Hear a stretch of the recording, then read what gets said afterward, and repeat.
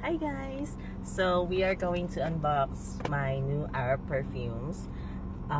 Those who are close to me, alam nyo na mahilig talaga ako sa perfume, and this is the first time magawa ako ng video. Oh my gosh, kakahiya. So I got this from GL Shop. They're famous in here in TikTok, and fortunately for me, Iloilo lang sila, so they have a branch here sa Festive Mall. So I got 3.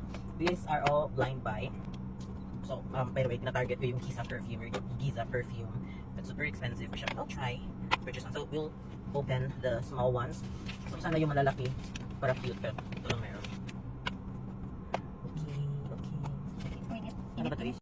Okay, hirap na buksan. Naka-secured talaga ng kashay pa. For the secured. So, this is Masuf Wardi by, I think this is Art Al Zafaran. Yeah, Art Al Zafaran. I have no idea anong scent nito, but I think it's rose. I know it's floral. Sweet. Ay, pwede bang mo? So, hanapin na natin yung notes dito. Saan ko dyan? Wait lang ha. Okay. Just tama nga ko. It's more siya sa floral. Or baka joke lang. Teka muna sa sandali.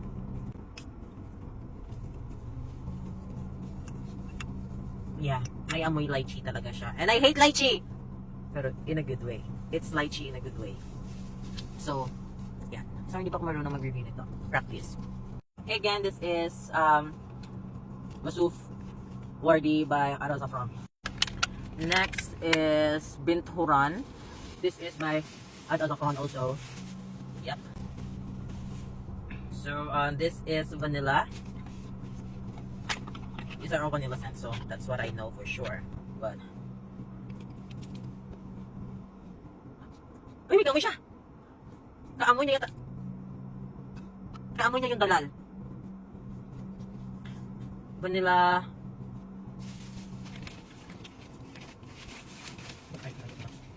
So, this smells like a dalagang Filipina na mas masarap. Masarap na dalagang Pilipina slash it really smells delicious in a dalaga way. Hindi siya provocative tulad ng mga ginagamit ko na parang rar, mga rar ka talaga. And this is Harim Al Sultan. This is an oil, by the way, guys, by, I think it's Natafa or Kajalal or Karlaj.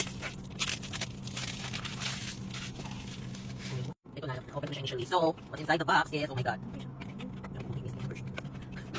wait, kaya akong buksan ba? Okay, tanga. Okay, nabuksan na, friends. Okay. So, meron siyang mist version. Oh shit. Okay. Sa reviews nito, they said it smells like an Arabian princess, like oudi talaga siya or something. So, see. But I smell something sa perfume version niya. Bubblegum lychee. But I don't know. But we'll see. So, it's fruity.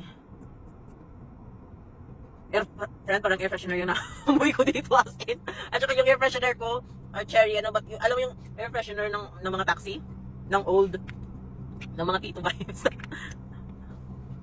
Sabi nga, friend, pero parang hindi ko siya talaga bet, uy. Promise, para siyang, anong scent ba? Basta, ano yung mga air freshener ng mga tito, mga tita sa sasakyan noon, Tiksi mo, tigal ni. Ay, hindi. Gamot siya maglawit, ba? Okay, baka assuming lang kami. Gaano siya maglawit, di ba?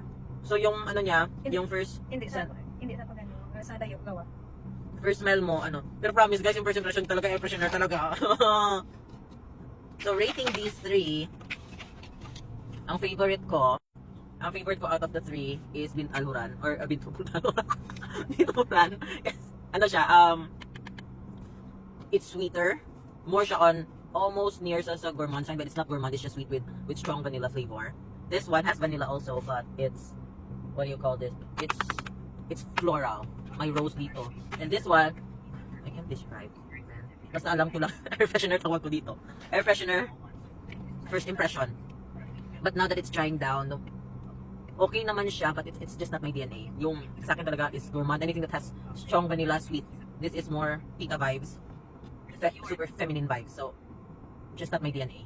I'll probably, I don't know, I will not give this away because it's cute. But since I am building a standee or like a full collection of my perfumes and mist, hopefully tuloy-tuloy na yung pag-ano. Kaya check maging maging versed ako sa pag-review nito. Kasi para akong tanga today. For today's video! Turn lang. Okay, more. And I'll review my Nebras because I have Nebras sa bahay. I'll review that. And what else? At saka yung mga latafas na maliliit na perfume at saka Al Rehab. So, yeah. Loading ako, friends. Bye! Mwah!